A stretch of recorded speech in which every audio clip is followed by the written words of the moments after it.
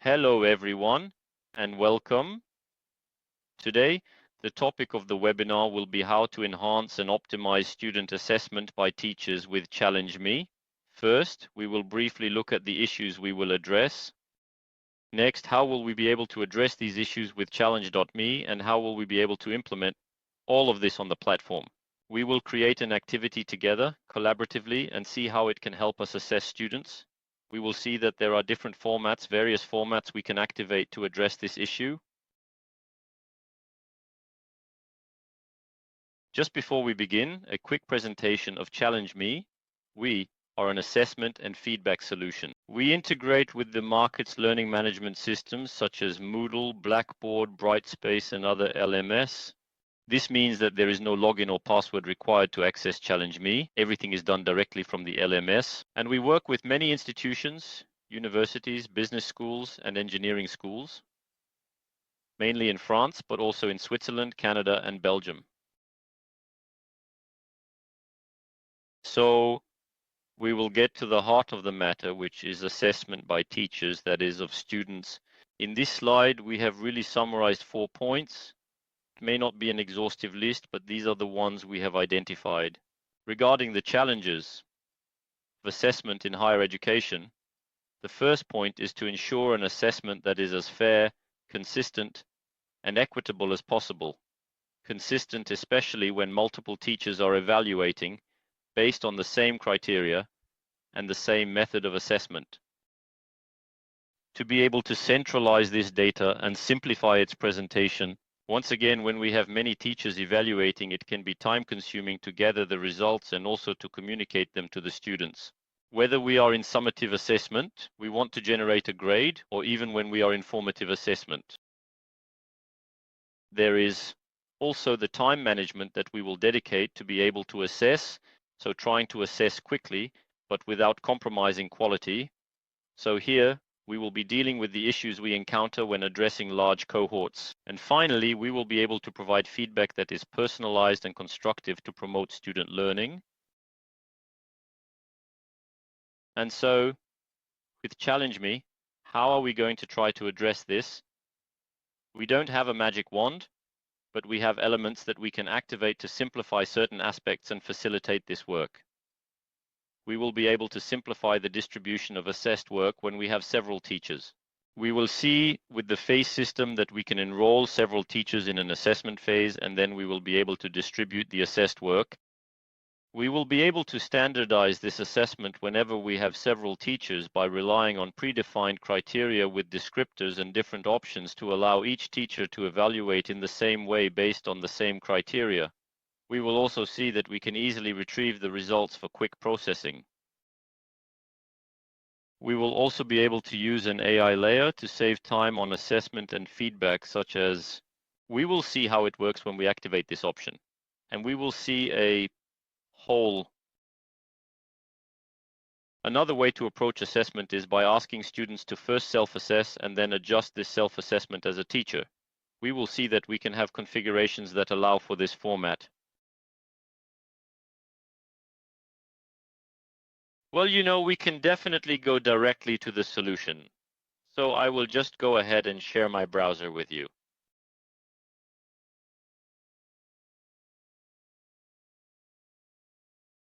And so normally you should be able to see my browser. So I'm currently in a Moodle environment. So I will give you a presentation from this type of environment. If you are using Blackboard or Brightspace or another LMS, it's the same principle. You have a course in which we will be able to add a Challenge Me activity. Before setting up the activity, a quick reminder for those who do not know us, and just to understand, a brief recap of how it works. With Challenge Me, we will be able to create a challenge. What we call a challenge will be an environment where we will find different types of phases. We have a first stage of the process, which is a submission phase, where we ask participants to submit work based on a guideline. It can be done individually or collaboratively in groups. We have an evaluation and feedback phase for the work where we ask participants to evaluate and provide feedback on the submissions made during the submission phase. We have an evaluation and feedback phase for the work where we ask participants to submit work based on a guideline. It can be done individually or in groups. And feedback from group members. So here, we ask students, following a group project, to evaluate each of their peers based on criteria defined by the teacher. It can be communication within the group, the ability to work with others, taking initiatives, such as that kind of thing. Next, we have a phase that allows students to indicate whether they found the feedback received relevant or not. And finally, a results phase that calculates a score and presents it to the students. And these phases can be oriented a bit in the way we want. So here we have a submission phase for the work, and then in parallel, a phase of evaluation by the students and evaluation by the teachers. And finally, a results phase. And here we have another format with two intra-group evaluation phases that follow one another. It may be the case that we have large projects and we want to ask students to evaluate each other at different points. Just to show you the principle, we will see regarding our issue of optimizing student evaluation by teachers, what format we can use. For that, I will create a challenge. I will switch to editing mode and click on Add an activity or resource to add a Challenge Me activity. And there, I will be able to select the Challenge Me activity in my selector. You will be able to simply and easily name this activity and just click on the Save button displayed, and then open in a new window to the interface. So here, the goal is not to show you precisely how to set up a challenge, but mainly to show you the principle, what type of format we can use to optimize student evaluation. But then there are plenty of guides that explain how you can set all this up. So here, I click on Create or Duplicate a Challenge. And there, I will find all the various and diverse templates that I can use to evaluate, launch Challenge Me activities. And I will be able to select the one that interests me. So I could very well start from a new challenge without a template, meaning that I will be able to add the phases that interest me one by one. But we also have templates that will save time. That is to say, in a template, we will find pre-configured phases, and we will just need to complete them. So here, I have a template called Evaluation of Student Work by Teachers. So this will be the case. In fact, we are going to create a challenge. We will ask students to submit work in a submission phase, and then in an evaluation phase, we will include all the teachers who need to evaluate. This will save us time since it will allow all teachers to evaluate in the same place, easily return these results to the students, and then for those who manage and need to collect the grades, to be able to retrieve those grades easily. I will click on Create. Here, I will have the title of the challenge, the summary of the challenge, and what will interest us here will be these phases. So here we have 3 phases. So a submission phase where we ask students to submit work, an evaluation phase where teachers will be able to assess the students' work, and a results phase to calculate the scores based on the desired coefficients and present those scores and feedback to the students. This format works when we have 10 students. It also works when we have 1,000, 1,500, or 2,000 students. So it's just the level of criticality that will differ, but in terms of setup time, it will be the same. So here, to set up a phase, we click on it. We will be able to set a start date, an end date, the period during which students will be able to submit work. We will define the instructions regarding the expected deliverable, and we will be able to enroll the participants. So here, let's say I want to enroll the students who are in my Moodle course. I will be able to click on Enroll individually and select the users present in my course. Here, I select all my users. I have 15. I click on Enroll. If I had more, it would work the same way. We could very well do it with groups as well, meaning that instead of enrolling users, we will enroll groups. At that moment, we click on Enroll by Group and then select the groups that interest us here. I am not going to do it since I have already enrolled users individually, but it's just to show that we can also do it. And let's say we want to do it with groups, and we don't have the groups directly in our learning management system. We can also, for example, import users via an Excel file if needed. Once we have imported our users, our submission phase is ready to be launched and can be used. Then we will set up the evaluation phase of the work. So here, in fact, it is with the evaluation phase of the work by the teachers. So here, in fact, we will register a cohort of teachers. So let's say we have about 100 students. Well, I have 15 in my example, but let's say we have 100, then we could distribute the evaluated work among the teachers. So at that point, it will be the same principle. We will register the evaluating teachers individually in this phase. So here, the teachers will be found in Manager. So we expand Manager, and we will be able to register a certain number. There, I only have 1. I will check if I have any others to show you an example. There, I have registered 3 teachers in this phase, meaning that these 3 teachers will be able to evaluate all the students here. Afterward, we will definitely be able to specify who should evaluate whom or do it automatically. If we want to do it automatically, we could very well say in options, I want each student, each participant in this phase, to evaluate 5 works. I put 5 since there are 15 of them, and we are 3 teachers. If I set 5, each teacher will have to evaluate 5 different students. After that, there is no need to say who should evaluate whom. It is the system that will do it intelligently so that each student receives an evaluation. If we had specific constraints, we could also go to evaluator allocation and say, I want Florent, for example, to evaluate, and then we select the students to be evaluated.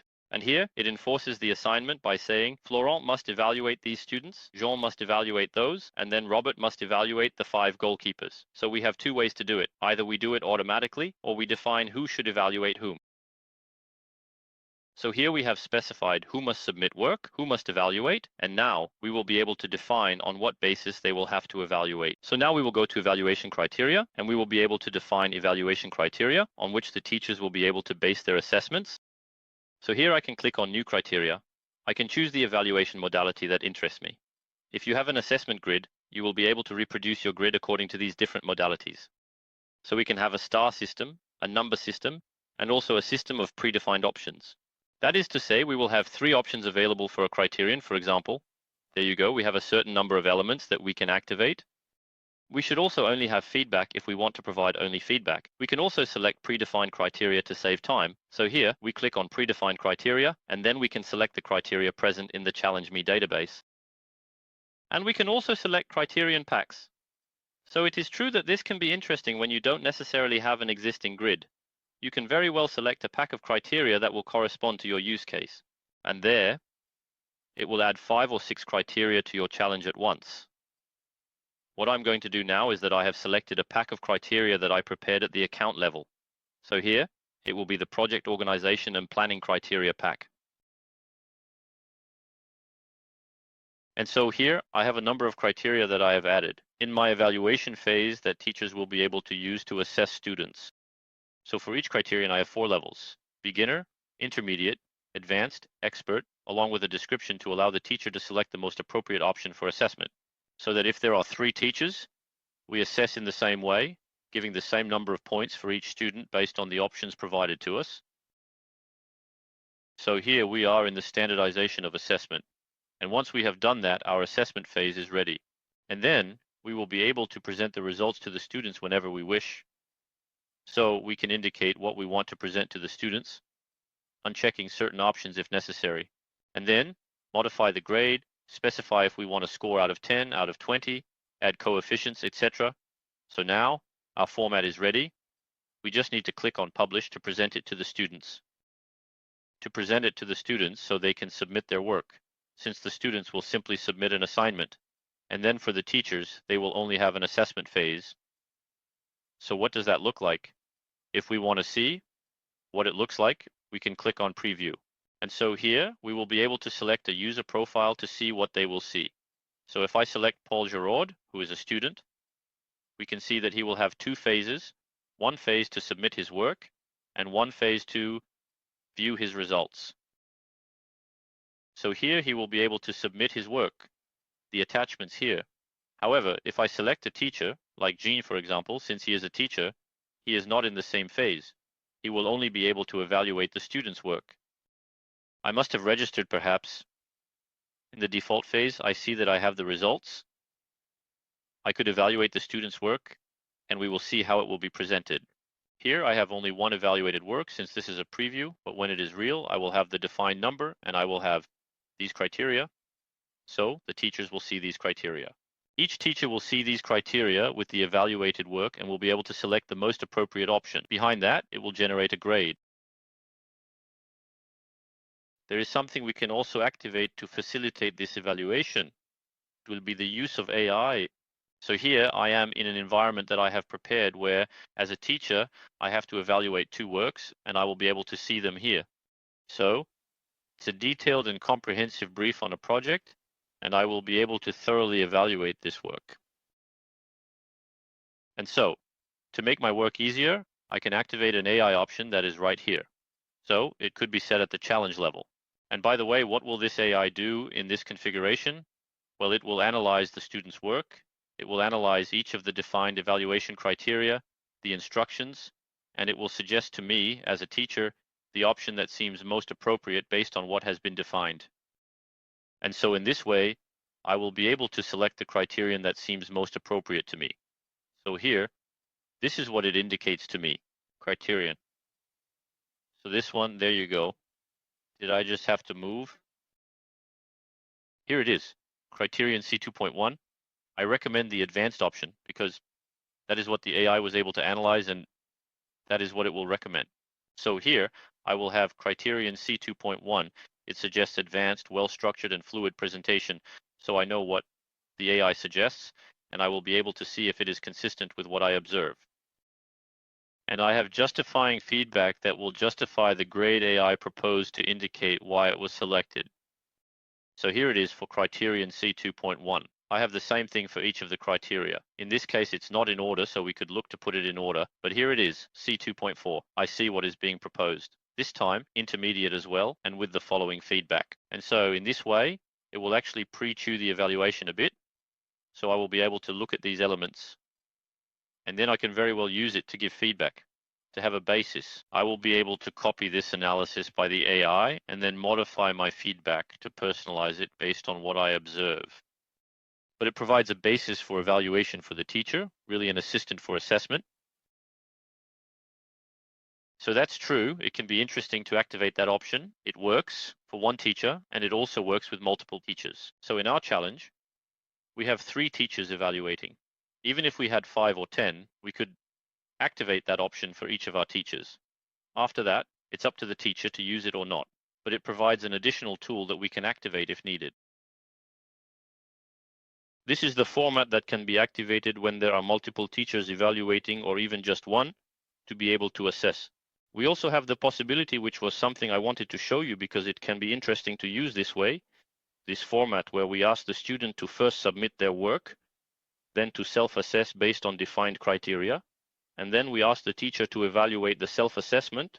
That is to say, the teacher, instead of directly evaluating the work, will be able to look at the grades the student has given themselves and say whether they agree or disagree. Here's how I would have evaluated you. How does this concretely represent itself? The teacher will see this type of interface. He will see, for example, I need to evaluate Antoine Dupont, and I will see Antoine Dupont on criterion C1. He gave himself the advanced option, on C1.2, the intermediate option, etc. And he gave himself that feedback. I, as a teacher, will be able to say on criterion C1.1, you gave yourself advanced, I will confirm your choice. I find that indeed you have said about this level of performance on this criterion, and I will be able to give you feedback. On criterion C1.2, you gave yourself the intermediate. I found it rather beginner at that level. Here's why. And it allows the teacher to indicate to the student whether they agree with their point of view or, on the contrary, if they would have graded it differently. So here again, we are based on what a base has produced. Previous example was the AI providing a base. Here, it is the student who provides a base. What is interesting about this case is that it also requires the student to reflect in advance on the skills they have acquired, and the teacher can confirm or say how they see you at that level. So this is another format that can also be activated. So once we have created these challenges and we have participation, we will see how we can retrieve the results. To access the result, you just need to hop. If I am in a participation interface, well, in the configuration, click on that button followed by the activity. And there I will land on the activity tracking interface. I will not take that one. For example, I will take an interface where I have a lot of data so that you can, visualize. So here I am in an interface where I have quite a few phases with a lot of evaluations exchanged.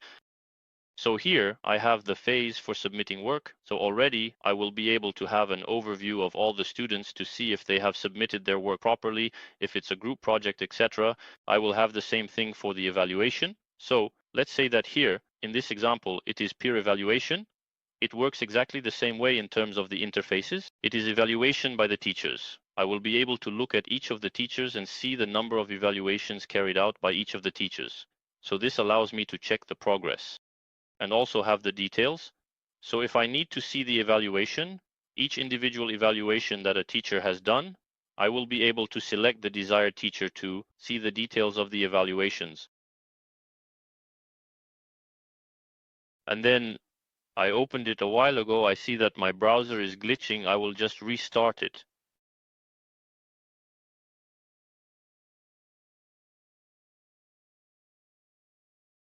I am just restarting the interface right now, simply to show you exactly what it truly looks like.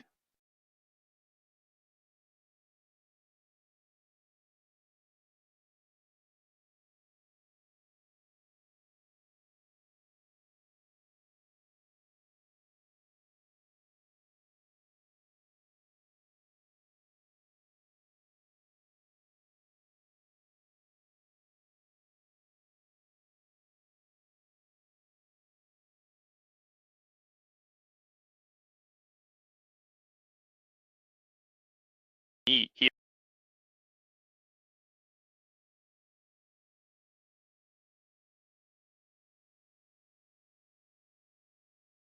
I will wait for it to load, but in any case, I will be able to select the desired teacher and review the feedback they provided.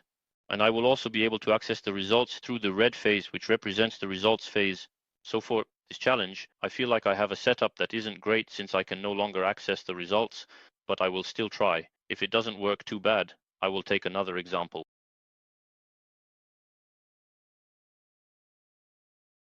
Here we go, we are getting there. So I have the results phase, and now I will also be able to check the grades for each student. So see each student and see the grades received. And then I can go to the details of a grade to see the evaluation received and by which teacher. So here I could see that Hugo Michel, well, that's a student, but if it were a teacher, it would be the same. Here is the feedback given by the teacher, and here is the grade given by the teacher. And I will be able to retrieve all this information by also clicking on export.